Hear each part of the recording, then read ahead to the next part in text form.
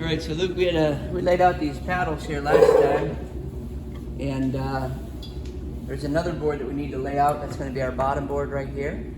And the reason why we need to lay out that bottom board is because these two sideboards are going to need to be nailed into it. So that's what we're going to do today.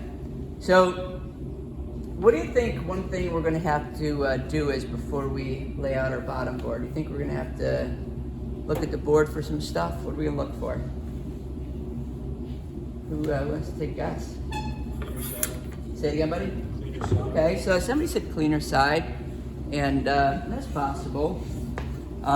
It's the bottom of our toolbox, so a cleaner side could probably go where? On the bottom or the top?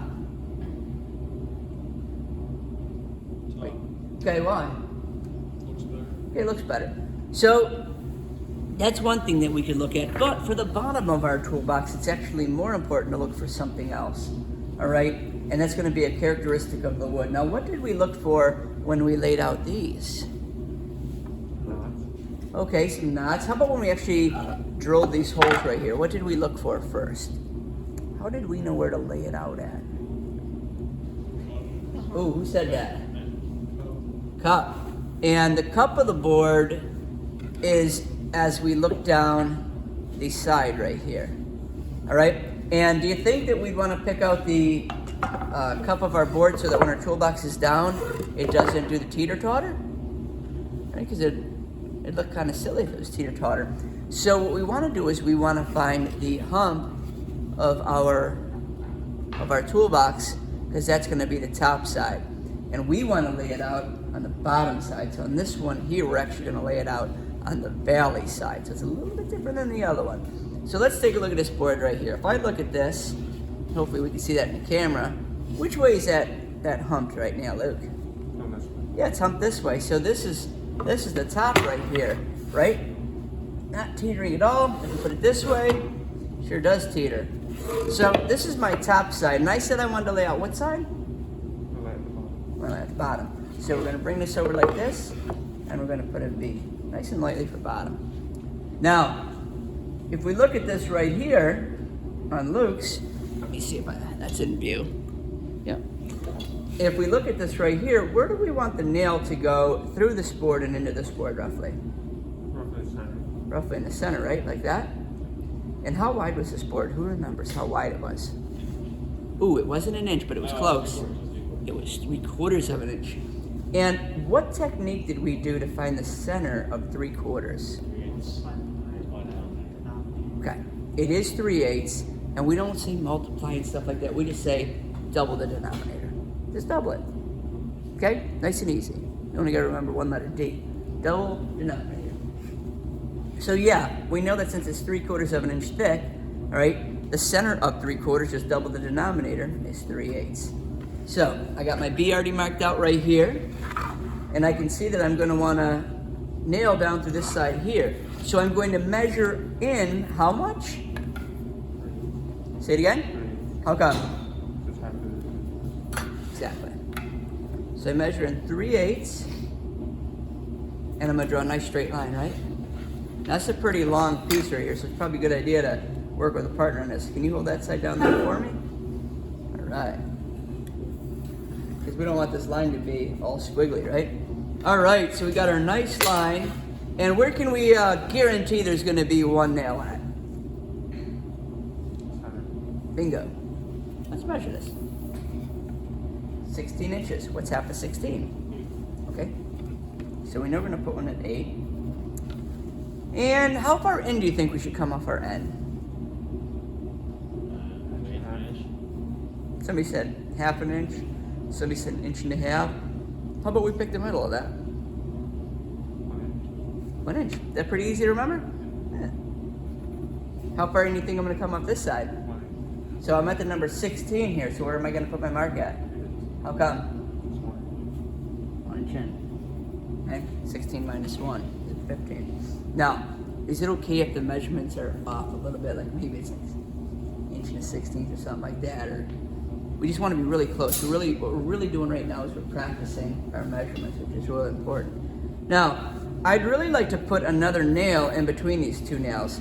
So here's what I'm going to do. I'm going to measure in between the center here And this over here is 7 inches. Well, what's half of 7?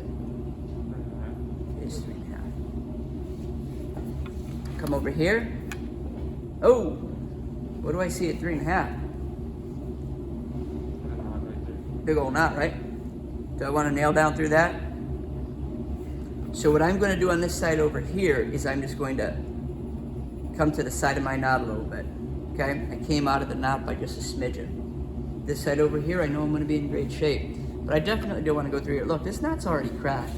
So if I try to drive a nail down through here, it's not going to move. This knot is very dense. Okay? Number one, when I try to drill down through it, I'm probably going to wind up heating the drill bit up and breaking it off. Number two, right, when we drive the drill bit down through here, the nail that we use for our drill bit, it kind of just smushes the wood off to the side. It's not going to happen here. This is soft. This is very hard. Right? So you don't want to go through knot. We definitely don't even want to nail into it because we'll probably break it and it'll fall out.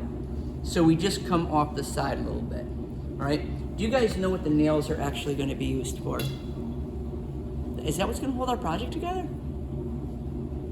Yeah? What are we really holding the project together with? Glue. Did I tell you guys that the glue is very strong? Did I tell you guys how the glue is actually a lot stronger than the wood? If I was to take this wood right here and I was to crack it in half, if I was to glue that up and clamp it under pressure for overnight, and I went and I cracked it again, do you think it's going to crack down that glue joint? No, it will not. That glue is much stronger than the rest of the wood. It's going to crack at a different spot. Okay? The nails are just holding our project together until the glue dries. More specifically, all right, the nails are going to help keep this thing flush in every spot that we nail it. Okay? Some boards are going to be great, but can this board here possibly have a bow to it? It can. All right? And that's what we're going to do. We're going to try to work that bow out if it has it. All right? All that we're doing is we're holding it until the glue dries. That's it. All right? The nails, these finishing nails, they're really not strong. All right? They're just holding it till the glue dries. Is this a pretty easy thing to do? It is. All right? What I'll probably do is I'll probably take these measurements and I'll transfer them up to the board. And what I'll do is I'll say this. I'll say, all right, we need to come in 3/8 of an inch. In 3/8 of an inch, we're going to draw a nice straight line. We're going to come in 1 inch. We're going to come in 8 inches. Over here, we're going to come in 1 inch. And we're also going to come in 4.5 inches. How far should I have came in over here on this side? 4.5. I should have came in 4.5. And I did not because of the knot. So it's going to be 1, 4.5, 8. 1, 4.5, up, it's already at 8. Only exception is if there's a knot. You guys kind of understand that? And which side did we lay out? And how do we know which side is our bottom? And which side of the cup are we looking for on this one? Which one's our bottom? The valley's our bottom. And why is the valley the bottom? Yes, it doesn't teeter-totter. Pretty easy stuff. All right, we're going to lay this out. Next video, we're going to be putting these bad boys here together. Nice job.